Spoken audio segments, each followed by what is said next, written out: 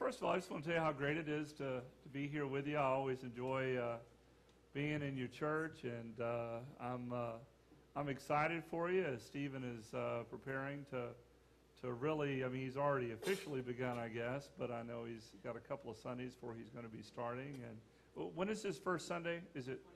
Yeah, so it's a few Sundays off, but you're going to love him, and I think that I know he's going to love you. And Joy and I had a text exchange this morning, and she's excited about what she's going to be doing, and I know y'all have blessed her in a beautiful way. But anyway, it's always great being with you, and I have to say I admire the great faith that this congregation has.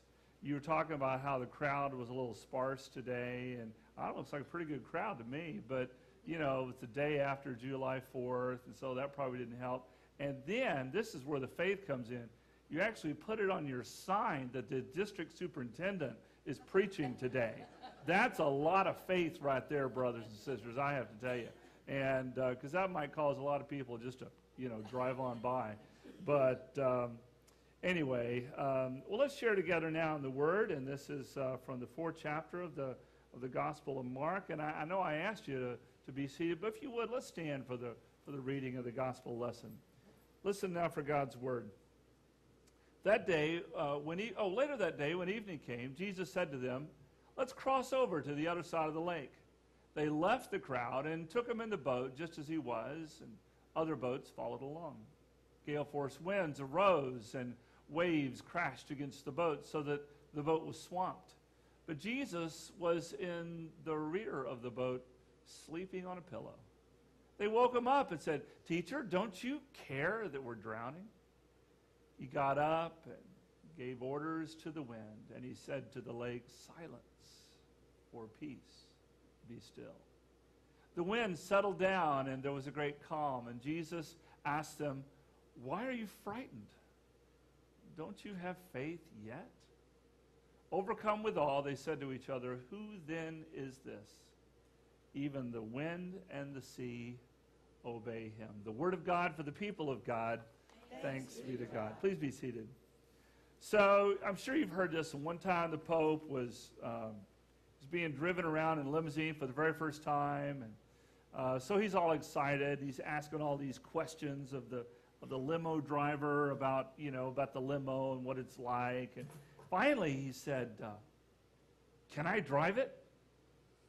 And so the limo driver says to himself, "Well, this is the Pope, so I'm not going to say no." And so they switch places. And so the Pope is driving along, and because he's excited, he gets a little heavy in the foot, and so the cop comes along, pulls him over. So the cop comes up to the driver's window, the Pope rolls the window down, and immediately he says, "Oh, Your Holiness, I am so sorry." He said, of course, just, pull back a little bit on it, and, God bless you, like I have to say that to you. And so the cop gets back in the cruiser, and his partner says, "Man, whose limo was that?" And the guy says, "I don't know, but he's got to be big, because his chauffeur is the Pope." Thank you very much. You've heard that one. Everybody's heard that. So this story is a story about a guy not in the back of a limo, but a guy that's in the back of a boat, but who had the power to fill his disciples with awe and wonder at the level of authority that he was able to bring to bear. This is one of those stories from the life of Jesus that's found in 3 of the 4 Gospels, and in all 3 versions, it's essentially the same story. There's some minor differences, but in essence, it's the same story, all 3 Gospels. Jesus had been preaching and teaching throughout the day, and the day was drawing to a close, and so time came to quit. So Jesus suggested they get in a boat and cross over to the other side of the Sea of Galilee. And as they are in the middle of the crossing, this the storm arose. That's the way it is on the Sea of Galilee. I've had the opportunity to go to Israel 2 times. So I've crossed the Sea of Galilee twice. And if I'm lying, I'm dying. Both times when I've crossed, it was clear when we left out. We get partway across, and you guessed it, a storm will arise. Both times it's happened. And the reason it's that way is because the Sea of Galilee, of course, is not a sea. It's a freshwater lake. It's located on the northern end of Israel. And just to the north of the Sea of Galilee is Mount Hermon. Goes up about 9,000 feet. And then from Mount Hermon, going south under the Sea of Galilee and on down is this huge valley. It's really a fault line. And along that valley, south of the Sea of Galilee is the Dead Sea. It's 1,200 feet below sea level, the Dead Sea is. And then it extends even down below that all the way to Africa. But the point is that you've got Mount Hermon way up here, and then you've got the Dead Sea in this hot, dry valley. So what happens on a regular basis is that hot, dry winds will gather steam, will gather together in that valley. They'll blow up over the Sea of Galilee, and then they will collide with the cool air coming down from Mount Hermon, and then that's how it is. That's how it is that these storms would arise on the Sea of Galilee. That's what happened to us when I was making my crossings. That's what happened to Jesus. And you know, when we were making our crossings, we were in a good boat. It was you know, it wasn't going to capsize. We had life jackets, but even at that, it was still a frightening experience. I mean, I should say unsettling. It was an unsettling experience. This is a very large body of water. You're reminded of your insignificance, of how small you are at a moment such as that. For Jesus and the disciples, if you've seen the Jesus boat by the Sea of Galilee, do you know about this boat? During a time when the Sea of Galilee was particularly low, there was this fishing boat from the days of Jesus that appeared. And so they pulled it out of the lake bed, and they've restored it, and it's in a museum just off the Sea of Galilee. And nobody's claiming that it's a boat that Jesus actually used, but it's the kind of boat that was around, that fishermen were using in those days. And so it gives you a sense of the kind of watercraft they were in. If I had been in that boat, in that same place 2,000 years ago, I can tell you I would have been right there with the disciples, and I would have felt overwhelmed and frightened and certain that we were going down at any moment. Of course, you don't have to be in the middle of a big body of water in the middle of a storm to feel that way about your life, do you? I mean, we all understand about that. We understand about feeling overwhelmed.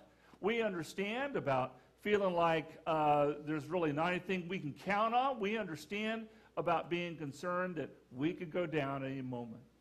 My mom would have celebrated, 3 days ago, my mom would have celebrated her 95th birthday. She passed away a few days after her 94th birthday last year. So she's kind of on my mind these days. I've lost both my parents. And I've had it happen both ways. One of them, an unexpected, shocking death. The other one, a long, gentle journey. You know what I learned? No matter how it happens, it's the pits. That no matter how it happens, I've been thinking about those seasons in my life when I was doing things that I was helping, that I've always helped others do as a pastor. And the things that I've watched other people do, and when I found myself doing them, I remember having this feeling of really kind of stepping out of the life that I knew, and just watching myself doing these things and thinking, when am I going to get my life back? What happened to my life? How did I find myself in this particular place? My parents and I, my wife and I, are the parents of two great kids, and in the course of our years as parents, they've done things where they've landed themselves in the hospital. You know about that. And same thing, I'm filling out papers, and I'm giving people money, and I'm thinking to myself, what am I doing here? How did this happen? And I remember in those seasons just feeling kind of overwhelmed by it all and thinking, when am I going to get my life back? When am I going to get the life that I knew? We all understand those feelings, don't we?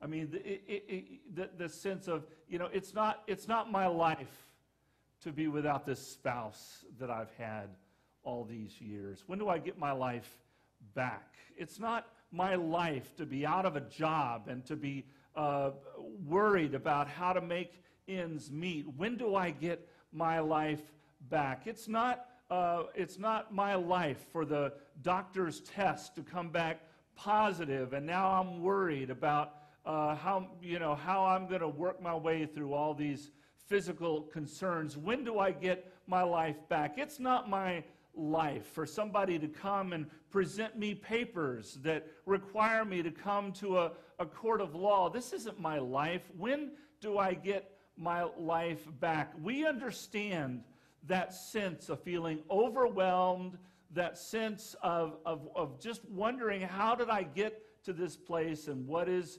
tomorrow going to hold? But let me tell you what you already know, and that is that just as it was just a function of the climate and geography that surrounded the Sea of Galilee, that storms were going to arise, it is a function of the climate and geography of our lives that things are going to happen. Things are going to go wrong. I have this friend who, everything will be rocking right along in her life, and things will be going great, and then something will happen. And she'll kind of, say, well, I knew it was going to happen. Things were going too good. And so, I knew something was going to happen. And I say to her, you know what? That's right. I mean, that's what happens in life. It's not going to be just always that everything's going to be sunshine and soda water. I mean, there are going to be seasons. There are going to be moments in our lives where things are going to go wrong. And the question is not, will this stuff happen? The question is simply when and how, but more to the point, who will we be? Who will we be when that happens? How will we respond? Will we be us at our very worst, or will we be us at our very best? You got to admire the disciples for what they did. I mean, here they are. They're in this boat, this really not very big boat. If it was like the Jesus boat, and it's getting all tossed around, you got to give them credit for what they did, because in their fear, in their terror, what they do, they looked to Jesus. They turned and they looked to Jesus. I wonder about that. I mean, why did they look to him? I mean, they had no conception of what he was about to do. Why were they looking to him? I mean, was it for his nautical skills? Is that why they were looking to him? I dare say they were looking to him just because that was their natural response. He was their leader, right? And what did they see? They found their master, the teacher, his head on a pillow, and he's sleeping like a baby. It's interesting to listen to the way they woke him up. I mean, Mark expresses it a little differently than the other two Gospels, but it resonates with me. It rings true for me. Because what they say to him is, they say, Master, do you not care that we're about to drown? It is as if somehow or another, though he's asleep, he's supposed to know that this is happening. He's supposed to know they're about to drown. Somehow he's supposed to know this, and they are suggesting to him that he's apathetic about their situation. What the Bible scholars all agree is that this moment in Jesus' life came pretty late in his ministry, which means they'd been with him for at least a year, maybe a year and a half, maybe even longer. And what they've seen is Jesus giving it up for the people.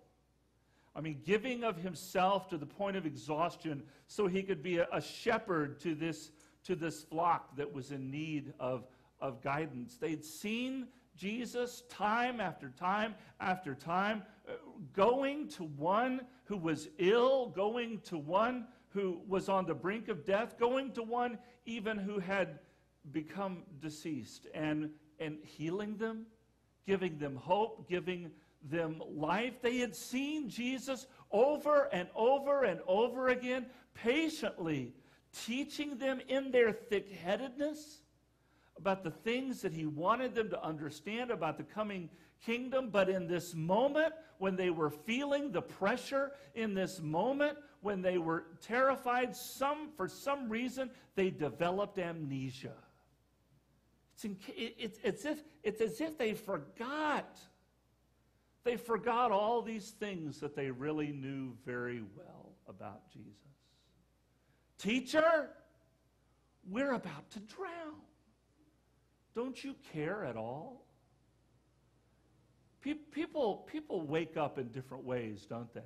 I mean, some people, when they first wake up, like till they get that first cup of coffee or something, I mean, don't ask anything of them. Maybe you don't even want to speak to them. Don't make any demands of them, because really they're kind of useless when they first wake up.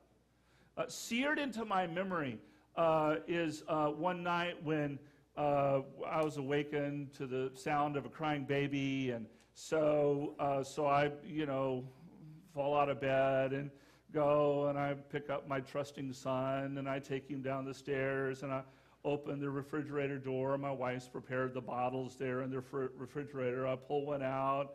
I go to the microwave. I put it in the microwave, and I'm standing there, just waiting, for the ding. And after not many seconds, I hear a pop.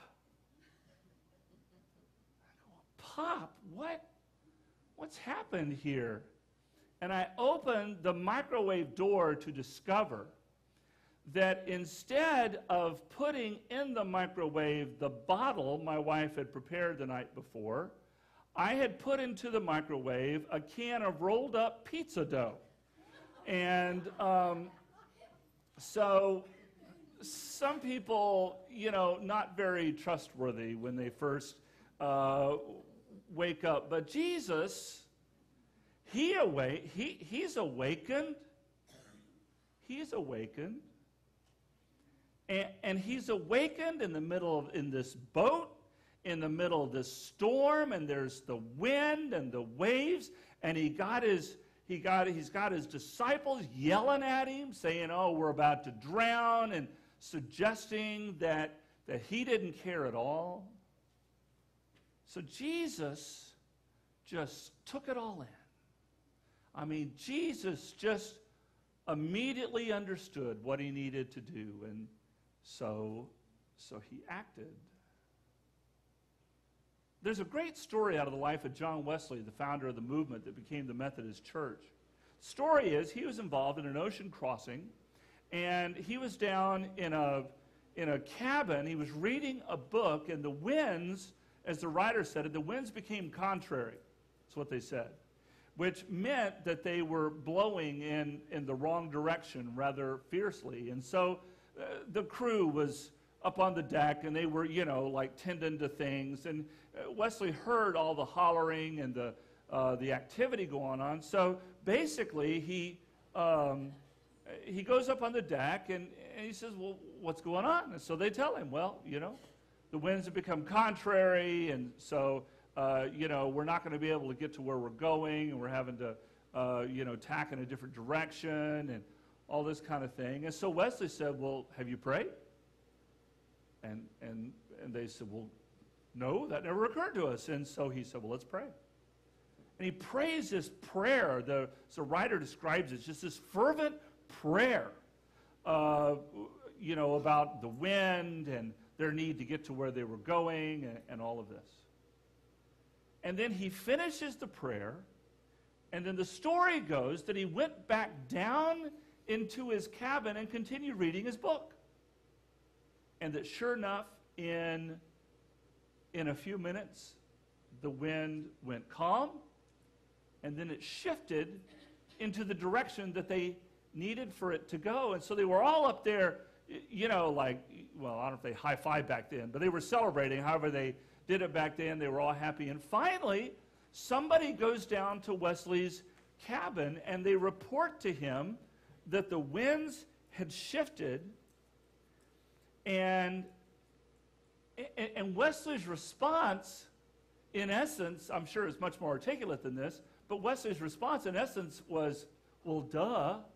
And what the writer said was, he said, so fully did he expect to be heard that he took it for granted he was heard.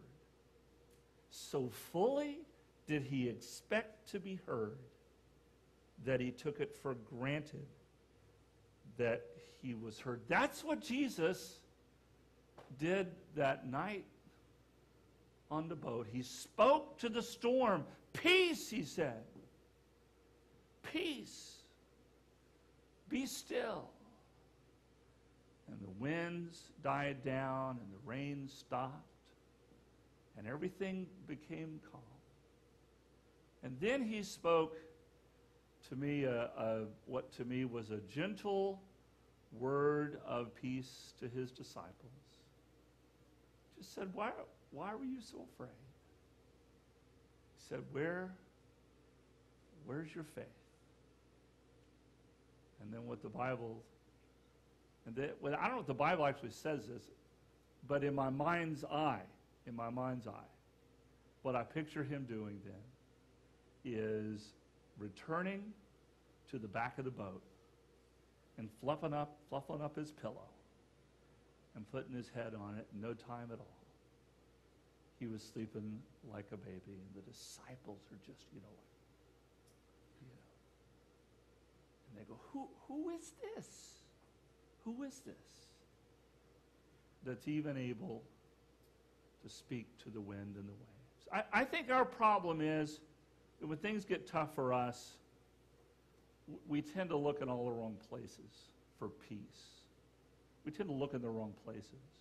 A couple of Saturdays ago, I was doing some work in my house that required me to go up on that part of the roof that's over our porch. And so the easiest way to get there, instead of doing the ladder, is to go through an upstairs window in my daughter's room. So I did that. I was doing some caulking to get ready to power wash the house, and so I did what I needed to do, and then I went back to the window to get back into the house and found that it was locked.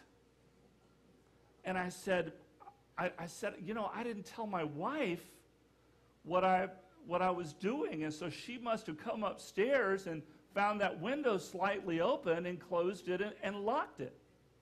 So I'm on the roof of the house. There's no ladder, and I'm locked out.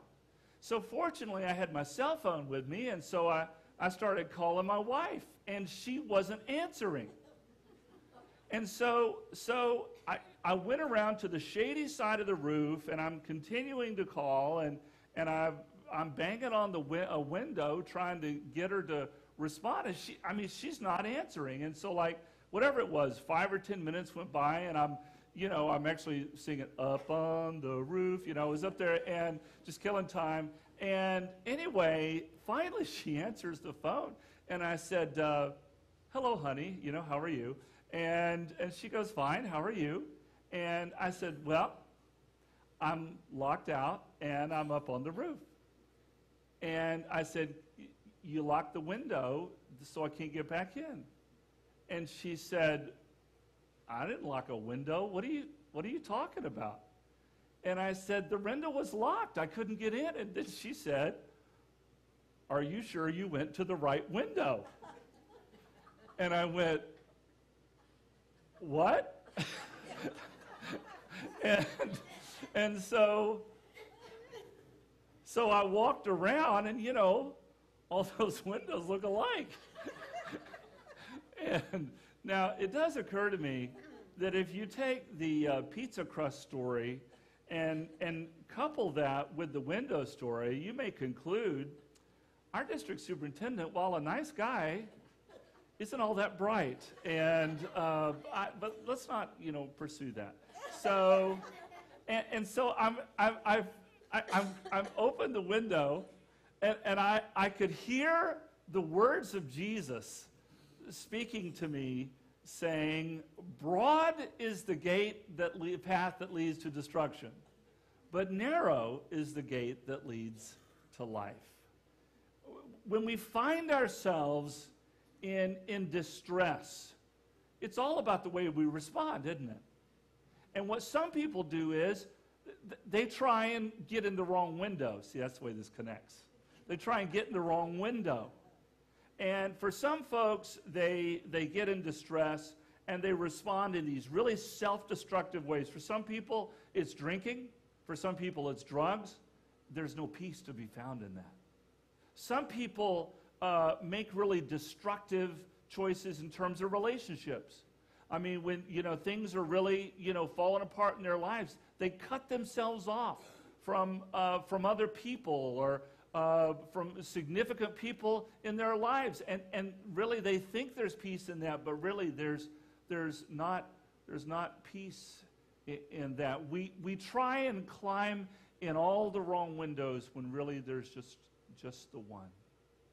There's the one who came to this earth and said to his disciples, "Peace I give you, not as the world gives you peace, but I give you the kind of peace that no one and nothing can take away." This one who said to us, "Come to me, all who labor and are heavy laden, and I will give you rest." I don't know what storms you're experiencing in your life today. I don't know what it is that's going on in your life that might cause you to feel kind of overwhelmed. The things that you counted on seem to be disappearing, and you're concerned that you might go down at any moment. But remember the wisdom of the disciples who looked to Jesus, and they dared to name their worst fear to him. Even in inappropriate ways, they still named their worst fear to him. And he spoke peace to the storm of their lives. And it is in him that they found a peace that passes all understanding. Let's bow for prayer.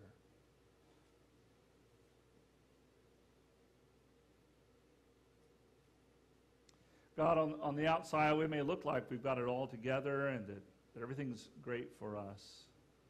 But we all know about the storms. We all know about our fears. We all know about what it's like to be convinced that we're going to go down at any moment. And God, we're grateful for Jesus, who is so near, right by our side. And all we need to do is call out to him. And he will take it all in. And he will understand it. And with a power and with an authority that can only be his, he's able to speak peace into our very worst fears. Help us to not get amnesia, to remember that today and every day of our lives. In Jesus' name, amen.